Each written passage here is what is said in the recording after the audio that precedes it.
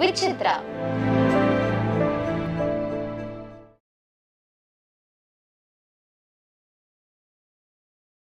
ஆனா என்ன பொறுத்தவரைக்கும் சார் ஃபிலிம் இன்ஸ்டிடியூட் தான் எனக்கு ஒரு மிகப்பெரிய ஒரு ப்ளஸ்ஸா ஒரு அமைஞ்சது. ஃபவுண்டேஷன். ஆமா ஃபவுண்டேஷன். அது மட்டும் நான் அங்க மட்டும் படிக்கலன்னா, நான் எப்படி இண்டஸ்ட்ரிக்குள்ள வந்திருப்பேன்னு எனக்கு தெரியாது.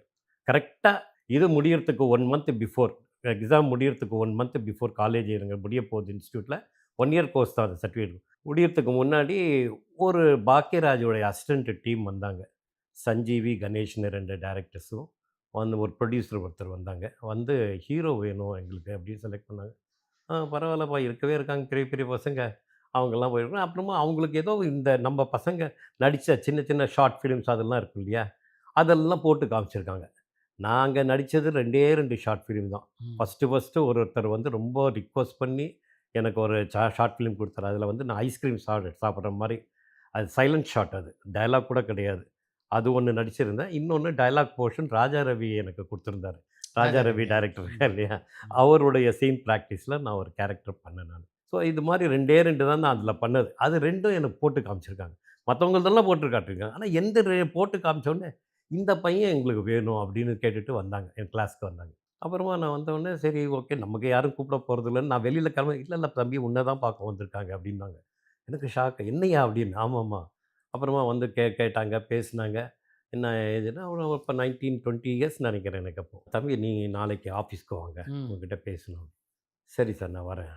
எனக்கு உள்ளுக்குள்ள ஒரு உண்மையா? இது பொய்யா? இல்ல நடக்காத ஏதோ ஒரு ஒரு உலகத்தில இருந்தேன் நானு அப்படியே. சரி சொல்லிட்டு ஆஃபீஸ்க்கு போயிட்டேன் நான். போயிட்டு எல்லாம் அவங்க வந்து பார்த்தாங்க. என்ன டெஸ்ட் டயலாக் குடுத்தாரு அவர் டைரக்டரு. எல்லாம் நான் நடிச்சு காமிச்சேன். அவங்களுக்கு ரொம்ப சந்தோஷம். நல்லா இருக்குது. அப்புறம் "நீ ஒரு வெளியில உட்காரு தம்பி" அப்படின்னு என்னமோ டிஸ்கஸ் பண்ணாங்க. 1/2 மணி நேரம் கழிச்சு, "நீ செலக்டட்ப்பா நம்ம படத்தில நீ தான் ஹீரோ." அருமை. ம். ஆ அப்படின்ட்டாரு. "சார் ஹீரோவா சார்?" அப்படின்னு கேட்டேன். "ஆமா தம்பி ஏன்?" "இல்ல, இல்ல சார் கண்டிப்பா என்னால நம்ப முடியல. ரொம்ப நன்றி சார். ரொம்ப தேங்க்ஸ் சார், தேங்க்ஸ்." அப்புறமா, "சார் தப்பா நினைக்கலன்னா, இது என்ன கதைன்னு தெரிஞ்சுக்கலாமா சார்?" அப்படின்னேன். "ஓ! கதையெல்லாம் கேட்டு தான் நீங்க நடிப்பீங்களா?" அப்படின்னாரு. "ச்சே! ச்சே! அப்படி இல்ல சார். சும்மா எனக்கு தெரிஞ்சுக்கலாமே. ஏன்னா நீங்க ஹீரோன்னு சொல்றீங்க. அது என்ன ரோல் தெரிஞ்சுக்க." "கண்டிப்பா தம்பி உனக்கு தெரியாமையா?" சொன்னாரு சார். ஒரு 1 ஹவர் கதை சொன்னாங்க. ஒரு கிராமத்து கிளிகள்னு படம் டைட்டிலு. அந்த படம் ஒரு நல்ல எக்ஸ்பீரியன்ஸ் எனக்கு சார். பயங்கர எக்ஸ்பீரியன்ஸு. ஆனா ஆனா பெருசா வெற்றி பெரிய அடையல. வெற்றி அடையல. அதே நேரத்தில அந்த படத்தில ஒரு மிகப்பெரிய ப்ளஸ் என்னன்னா, விஜிபி ஷோரூம் இருக்கு இல்லையா சார் மவுண்ட் ரோடு. பெரிய ஆமா, கார்னர்ல. ஆமா. அந்த இடத்துல பார்த்தீங்கன்னா, வ 20க்கு 100 அடி பேனர். என்னோட பேனர் வச்சாங்க. ஆ. கிராமத்து கிளிகள். ம். அது வந்து மிகப்பெரிய ஒரு சந்தோஷம். எங்கேயோ போயிட்டேன் நானு அந்த டைம்ல. அந்த 20க்கு 100 அடி பேனர் அவர் வச்சாரு. பெரிய பப்ளிசிட்டி பண்ணாரு. யாருக்குமே அந்த மாரி பேனர் எங்க கிளாஸ்ல இப்ப கூட தலைவாசல் விஜய்ல என்ன சொல்லுவான், "டேய் பேனர் வச்சு வந்த ஹீரோடா நீ" அப்படின்னு என்ன கிண்டல் பண்ணுவாப்படி. கல்லூரியில படித்துக் கொண்டிருந்த காலகட்டத்தில ரகுவரன் ஒரு மாணவரா எப்படி இருந்தாரு? சார் ரகுவரன பொறுத்தவரைக்கும் sir he is a great அவன் அவன் வருவான், போவான். எப்ப இருப்பான், எப்ப போவான்றது தெரியாது ம். ரகுவரன். ஆனா வந்து கொஞ்ச நேரம் ஆக்ட் பண்ணா கூட ஒரு டிஃபரெண்ட்டா பண்ணுவான். அப்பவே. அப்பவே. ஓ! அப்பவே பார்த்தீங்கன்னா, அவன் யாருக்கும் இது பண்ண மாட்டான். நடந்து வருவான். அப்படியே பார்ப்பான். மேடம் இதெல்லாம் பார்ப்பான். மூடு இருந்தா கிளாஸ்ல அட்டெண்ட் பண்ணுவான். இல்லன்னா, "அ வரேன் நானு" அப்படி சொல்லிட்டு போயிடுவான். சட்டையே பண்ண மாட்டான் ஆ. யாரையும். அந்த மாரி ஒரு டைப்பு. ஒரு டிஃபரண்டான கேரக்டர். எல்லாரோடையும் ஜெல் ஆக மாட்டான். ஆனா நல்லா பேசுவாப்படி. ம். நல்லா மதிப்பேன். அதுக்கப்புறம் அவன் வந்து அந்த 7வது மனிதன் பண்ணதுக்கப்புறம் நல்லா ஒரு லெவல்ல வந்தாப்படி. தெரியல எந்தனால அவன் வந்து ஒரு ட்ராக் மாறி நல்ல ஒரு பா பாலுமகேந்திரா சார்லாம் ரொம்ப அப்ரிஷியேட் பண்ணுவார். அவன வந்து ஒரு ஹாலிவுட் ஆக்டர் அப்படின்னு சொல்லிட்டு சொல்லுவார் அவரு. எனக்கும் வந்து ரகுவரன் மேல எனக்கு வந்து அதுக்கப்புறம் இன்ஸ்டிடியூட்ல முடிச்சதுக்கப்புறம், நான் வந்து அவன் கூட ஒர்க் பண்ணது இதுதான். இந்த படம்.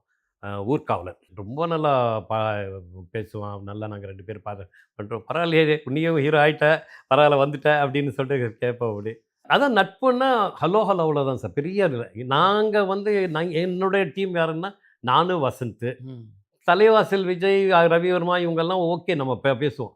ஆனா நானும் வசந்தும் பிரதர்லி ஃப்ரெண்ட்ஸா ரொம்ப இருந்தோம். க்ளோஸ். ஏன்னா, ம். எனக்கு யாருமே இல்ல இங்க சென்னையில. நான் ஒருத்தர் ரிலேஷன் வீட்ல தங்கி தான் படிச்சுட்டு இருந்தேன். ம். அப்படி இருக்கும்போது வசந்தோடைய வீடு தான் எனக்கு ஒரு வீடு மாரி. ம். ட்ரிப்ளிகேன்ல இருந்தான் அவன். நான் அவன் வீட்டுக்கு போயிடுவேன். அவன் வந்து அவங்க வீட்ல நானும் வந்து ஒரு பையன். அவங்களுக்கு 4 பிரதர்ஸ் அவங்க. ஸோ அருமை. நாங்க வந்து 2 பேருமே சேர்ந்து நெறைய இடங்களுக்கு போவோம், பண்ணுவோம். சான்ஸ் கேட்கறதா இருந்தா கூட நம்ம 2 பேரும் சேர்ந்து போவோம். ஸோ அவனும் ஒரு ஹீரோவா நடிச்சு வெளியில வந்தான். நானும் வந்தேன், வெளியில வந்தேன்.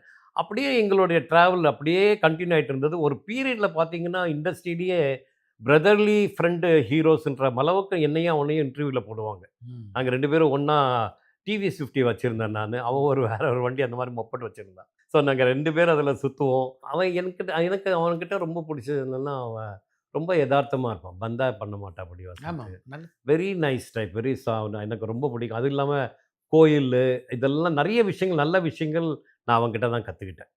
அவன் வந்து எனக்கு அந்த அளவுக்கு கைட் பண்ணான். அதுவும் இல்லாம அவனும், அவங்க பிரதர்ஸ் எல்லாமே எனக்கு ரொம்ப ஒரு பிரதர் மாரி எனக்கு. அவங்கலாம் அவ்வளோ அன்பா பழகுவாங்க. அவங்க அம்மா வந்து வீட்டுக்கு போனா என்ன சாப்பிட வைக்காம அனுப்ப ஓ! மாட்டாங்க. ஸோ அதெல்லாம் அந்த டைம்ல எனக்கு அந்த மாரி ஒரு அன்பு தேவைப்பட்டது. ஏன்னா எங்க அப்பா, அம்மாவ விட்டு நான் தனியா இங்க இருக்கும்போது, கரெக்ட். எனக்கு ஒரு அன்பு குடுத்த ஒரு ஃபேமிலி வந்து அந்த ஃபேமிலி தான். அதனால அவன் கடைசி வரைக்கும் நான் அவன் கூட தான் இருந்தேன். அவனுடைய இறுதி காலம் வரைக்கும். ஏன்னா அவன் சாகறதுக்கு ஒரு 2 ஹவர்ஸ் பிஃபோர் கூட எங்க வீட்டுக்கு ஃபோன் பண்ணி, "நான் வரேம்மா வீட்டுக்கு" என் ஒய்ஃப் கிட்ட சொல்லி, "நான் ஒரு சின்ன ஒர்க் இருக்கு. நான் பண்ணணும் வரேன்" அப்படின்னு சொன்னான். ஓ! ம். அவன் சொல்லிட்டு ஒரு 1 1/2 மணி நேரத்தில அவன் இறந்துட்டான். அவன் வரல. அது அன்னைக்கு தான் அவனுடைய பையனுடைய ஏதோ ரிசல்ட் வந்தது. ரொம்ப ஹேப்பியா இருந்தான். அவன் கொஞ்சம் இது வச்சிருந்தான் அவன். ஸ்பேஸ் மேக்கர் வச்சிருந்தான். ஓ! அது ஒரு 1 வீக் பிஃபோர் என்கிட்ட வந்து சொன்னான். "ஸ்பேஸ் மேக்கர் வந்து வீக் ஆயிடுச்சு. 5 வருஷம் ஆயிடுச்சுடா. நான் அத மாத்தணுன்ட்டு இருக்கேன்." ஸோ அதுக்கு நான் சொன்னேன், "ஏன்டா மாத்த வேண்டியது தானே?" அப்படின்னு சொன்னேன். "இல்ல, இல்ல.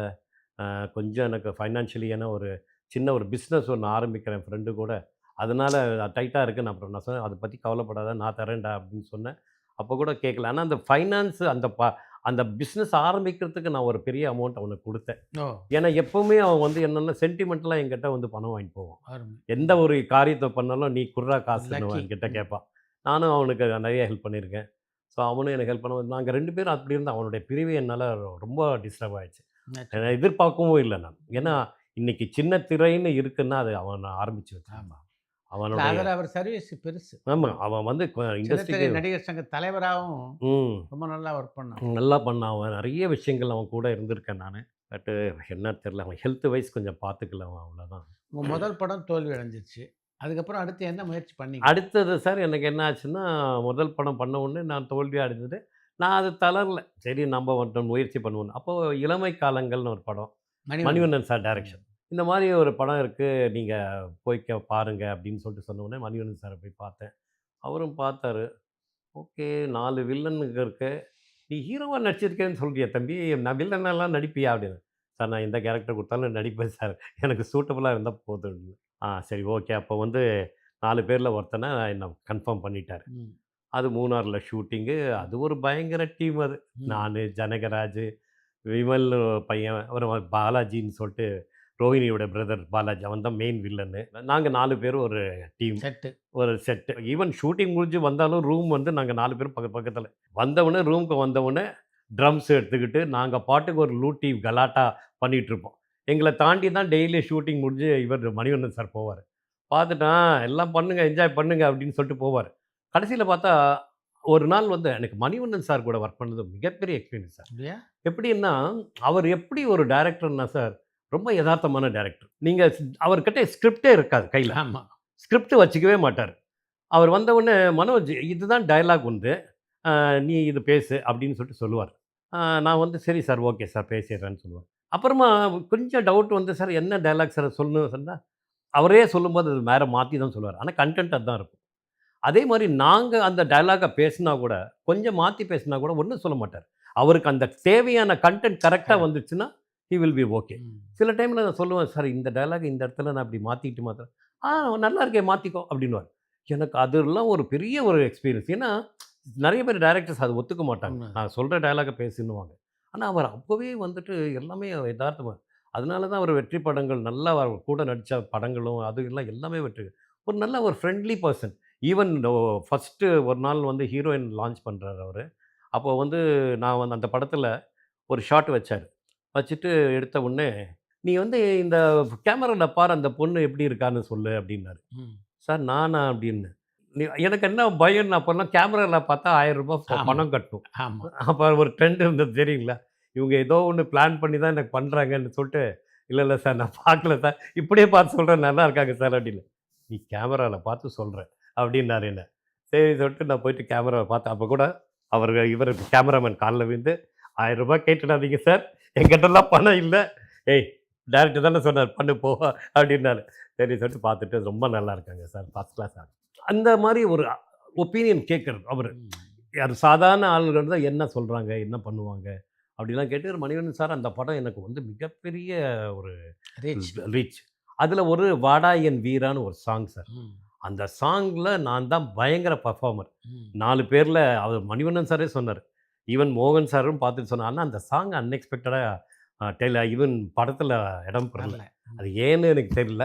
நான் ரொம்ப அழுதுட்டேன் நான் போயிட்டு ம். சார்கிட்ட. ம். "சார் ஏன் சார் அந்த சாங் நான் அவ்வளோ கஷ்டம் வைக்கிறேன்?" "ஆமாக்கா எனக்கும் கஷ்டமா தான் இருக்கு. என்ன பண்றது? அத வைக்க முடியல." அப்படின்ட்டாரு அவரு. இதனாலன்றது சொல்லல. அந்த டீமே பார்த்தீங்கன்னா, ஜனகராஜ் ஆகட்டும், எல்லாருமே நாங்கலாம் ஒரு நல்லா பாலாஜி எனக்கு இன்னைக்கும் நல்ல ஃப்ரெண்டு. ஹைதராபாத்ல அவர் நடிச்சிட்டு இருக்காரு. ரஜினிகாந்த் மாரி பண்ணுவார். ஞாபகம் இருக்கும்னு நெனைக்கிறேன் உங்களுக்கு. நல்லது. அந்த டைம்ல அந்த ரஜினி ஸ்டைல்லாம் அவர் தான் கொஞ்சம் பண்ணிட்டு இருந்தவரு. ஸோ அந்த பாலாஜி நல்ல டைப்பு. எல்லாருமே நாங்கலாம் ஒரு ஒண்ணா ஒரு நல்ல எக்ஸ்பீரியன்ஸ் எனக்கு அந்த இளமை காலங்கள். அதுக்கப்புறம் எனக்கு வந்து இந்த ஒவ்வொரு படத்துக்கும் பார்த்தீங்கன்னா, எனக்கு ஒரு 8 மாசம், 1 வருஷம் கேப். போராடுவேன். ட்ரை பண்ணுவேன். ஆனா கிடைக்காது. அப்படி இருக்கும்போது தான் வளர்த்த கடான்னு கருமாரி கந்தசாமி சார் படம். அந்த படத்துக்கு என்ன வந்து 2 பேர் ஹீரோஸ். அவர் அதில ஒரு நவீன்னு ஒருத்தர் இருந்தார். அவர் கொஞ்சம் எங்களுக்கு டிஸ்டன்ட் ரிலேட்டிவ். அவர் எனக்கு ஃபுல்லா ரெக்கமெண்ட் பண்ணி தான் அந்த படத்த வாங்கி குடுத்தாரு. வாங்கி குடுத்து அதுக்கப்புறம் அந்த படம் வந்து நானும் அ இவங்க ரோகிணியும் பேரு.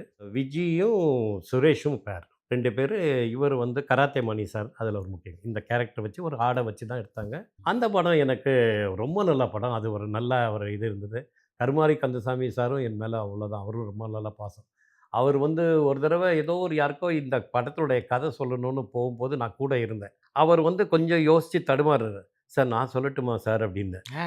"சொல்லு தம்பி நீயே சொல்லுன்னாரு." நான் சொன்னேன், "ஏய் நல்லா கதை சொல்றியே நீனு." "இல்ல சார் உங்க கூட இருந்து இருந்து இந்த கதை கேட்டு எனக்கு சார் பரவாயில்லையே என்ன விட நீயே சொல்ற நல்ல கதை. இனிமேல் எங்க கதை சொன்னாலும் உன்ன கூட்டு போறேன்." அப்படின்னுவாரு அவரு. ஸோ இந்த மாரி ஒரு எல்லா படமும் நான் ஒர்க் பண்ண படங்கள்லாம் ஒரு ஒரு ஃபேமிலி மாரி இருந்து கூடவே எல்லாருமே எனக்கு ஒரு நல்ல நண்பர்களாவும் இருந்தாங்க. அதே நேரத்தில எனக்கு உண்டான ஸ்பேஸும் குடுத்தாங்க. எனக்கு ஒரு பெரிய ஒரு அதுக்கப்புறம் வந்த ஒரு படம் தான் சார் இது கற்பூர தீபம். சிவகுமார் சார் கூட பையனா நடிச்சேன் நான். இந்த ஒரு படம் எனக்கு வாய்ப்பு கிடைச்சதே ஒரு மிகப்பெரிய ஒரு அனுபவம் சார். நான் வந்து அப்போலாம் ஒரு 5, 6 படம் பண்ணிட்டேன். வீட்ல இருந்தேன். ஒரு டாக்குமெண்ட்ரி ஃபிலிம்க்கு ஷூட்டிங்க்கு என்ன கேட்டாங்க.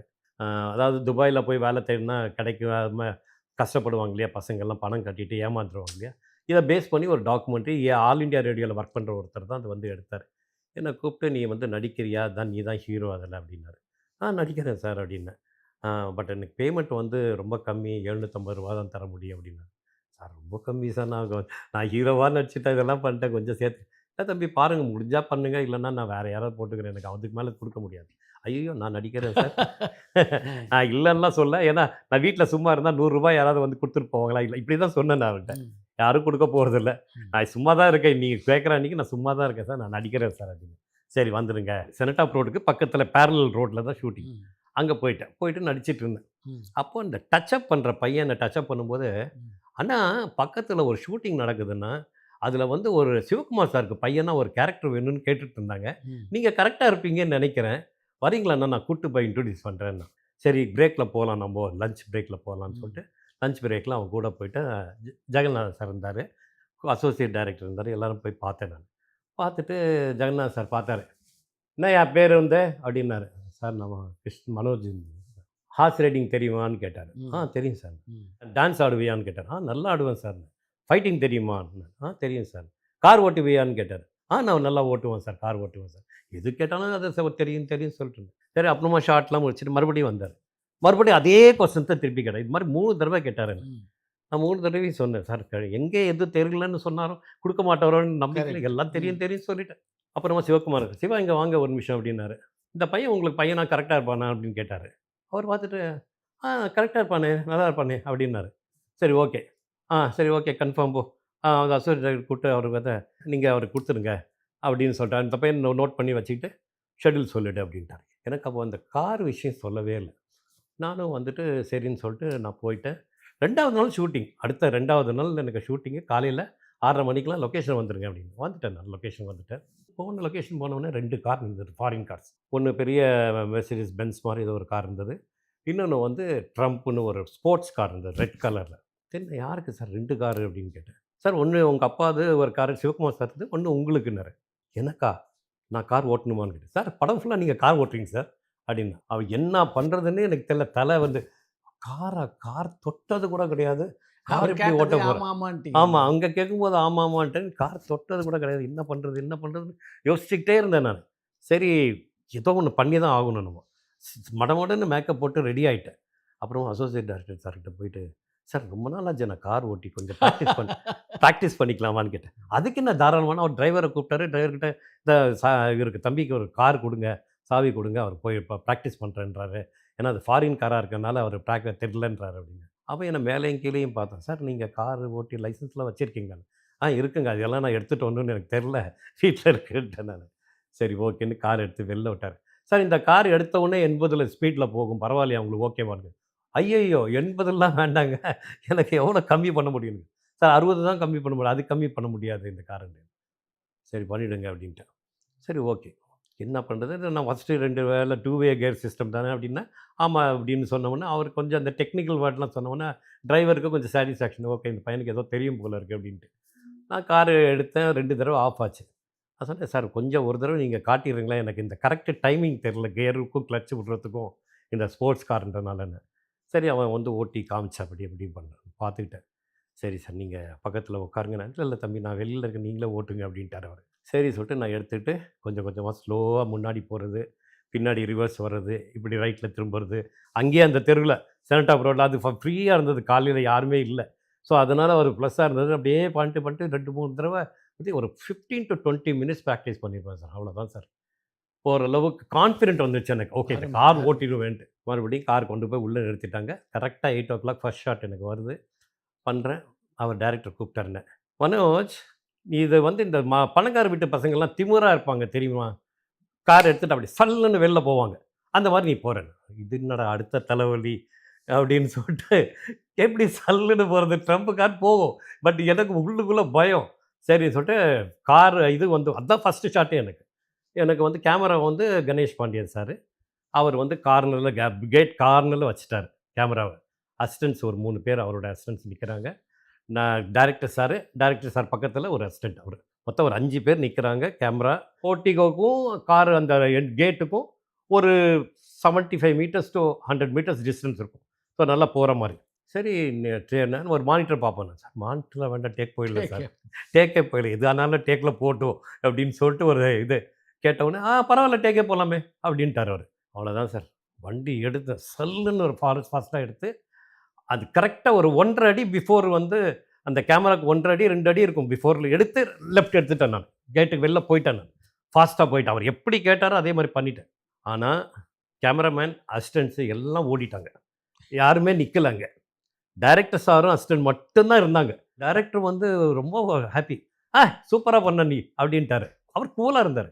இவர் கணேஷ் பாண்டியன் திட்டுன்னு திட்டிட்டாரு. செமையா, "என்னடா நீ வண்டி ஓட்டுற நீ? அப்படி மேலேயே வந்து ஏத்திட்டு இருப்ப போல." சார் தான் சொன்னாரு, இந்த மாரி ஓட்ட சொன்னாரு சார்ன்னு. "அதுக்காக அவ்வளோ ஃபாஸ்ட்டா வந்தியோ?" எனக்கு வாட்டே போச்சு அப்படின்ட்டாரு. சாரி சார்" அப்படின்னு சொன்னேன். "இல்ல, இல்ல பரவால்ல. நல்லா ஓட்டுனேன். நல்லா இருந்தது ஷாட்." அதுக்கப்புறம் சுஜாதா அம்மா, இந்த சிவகுமார் சார் கூடலாம் நடிச்சதெல்லாம் ஒரு பெரிய எக்ஸ்பீரியன்ஸு. அவங்க ஹீரோயின் கூட. அதுக்கப்புறம் இன்னொரு சீன்ல வந்து ஃபைட் ஏவிஎம்ல எனக்கும் சூப்பர் சுப்பராயனோட சார் தான் மாஸ்டரு. ஒரு அசிஸ்டன்ட்டு. ஃபைட் அதான் ஃபர்ஸ்ட்டு ஃபைட் நான் லைஃப்ல பண்றேன். அது பண்ணும்போது என்ன ஆச்சுன்னா, ஒரு ஷாட்ல வந்து இந்த பக்கம் அடிக்கணும். அவர் இப்படி திரும்பணும். அவர் இப்படி திரும்புறதுக்கு பதிலா இப்படி திரும்பிட்டாரு ரிவர்ஸ்ல. ஓ! நான் அடிக்கிறதுக்கும் ஃபோர்ஸ்ல அவருக்கு இந்த இடத்துல ஹோலே வந்துடுச்சு. ஃபைட்டருக்கு. ஃபைட்டர். அது வந்து கிழிஞ்சிருச்சு அப்படியே அவருக்கு. அவரு பயங்கரமா டென்ஷன் ஆயிட்டாரு. எனக்கு வந்து சூப்பர் சுப்ராயன் வந்து அப்படியே வந்து கத்துன்னு கத்திட்டு கடைசியில கட்டிப்பிடிச்சு, "தப்பு உன்னோடது இல்ல கண்ணா, அவன்து தான். இருந்தாலும் நான் உன்ன திட்டுறேன். ஒண்ணும் நெனச்சுக்காத" அப்படின்னு சொல்லிட்டு சொன்னாரு. "என்ன அவன் தான் தப்பு பண்ணான். நீ தப்பு பண்ண. நீ கரெக்ட்டா தான் பண்ண. அவன் தப்பு பண்ணிட்டான். பட் இருந்தாலும் அடிபட்டது அவனுக்கு தான். அதனால நான் உன்ன தான் திட்ட முடியும். ஒண்ணும் நெனச்சுக்காத" அப்படின்னாரு. ஐயோ! பரவால்ல சார். நான் அப்புறமா அவனுக்கிட்ட போய் சாரிலாம் கேட்டு, அதுக்கப்புறம் அவனுக்கு ஸ்டிச்சஸே போடுற அளவுக்கு ஆயிடுச்சு அது. ஓ!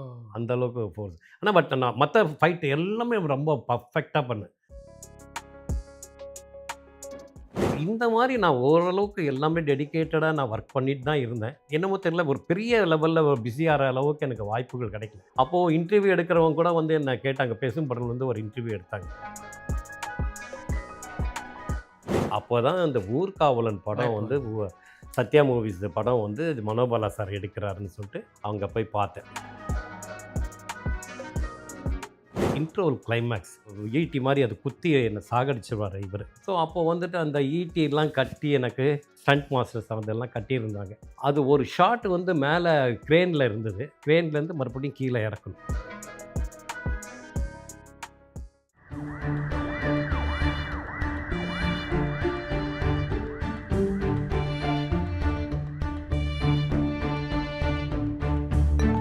பரபரப்பான சினிமா செய்திகள், நட்சத்திரங்களின் பேட்டிகள், சினிமா வரலாறு ஆகியவற்றை பார்க்கவும் படிக்கவும் உங்களுக்கான இணையதளம் touringtalkies.co.